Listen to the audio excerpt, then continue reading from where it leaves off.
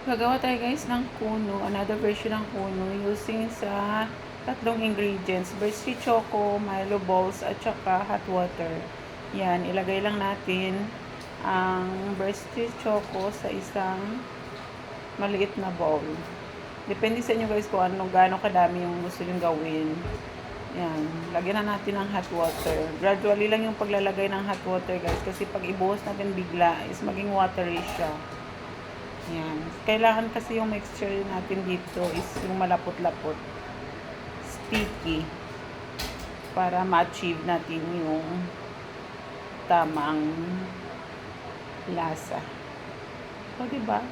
Lasa. Ayan. I-mix lang natin mabuti.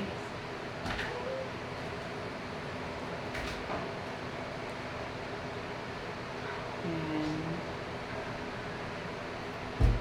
Ang sarap kasi nitong mini crunch. Medyo ano siya, para sa akin pricey siya, kaya try nating magawa ng homemade mini crunch.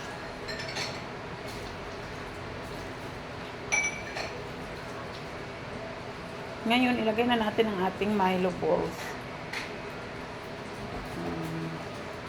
Yan, i-mix na natin mabuti para mag-coat yung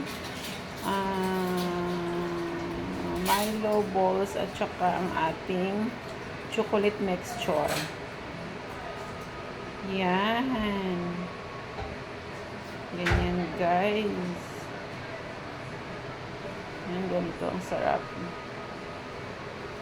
Tingin pa lang sarap na.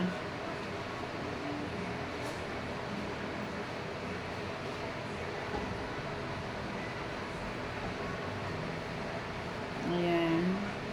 So, yan. Ang crunchy. Sarap guys, sarap.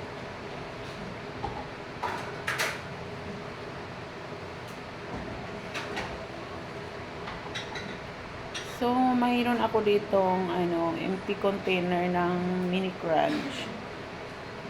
Yung binili ko pa sa kanila noong December. Ayan. May empty jar ako. Yan. Diyan natin ilalagay. Kunyari, totoo. Totoong yung mini crunch.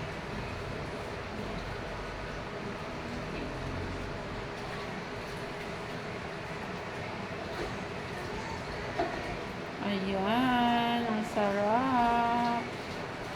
Subukan nyo guys. Talagang magugustuhan to ng anak nyo.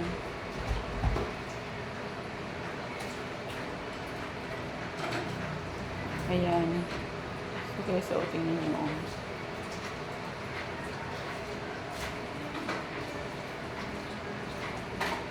Ayan. So ganyan lang yung paggawa. Ang bilis lang. Worth to try. Try nyo na guys ha. Thank you for watching.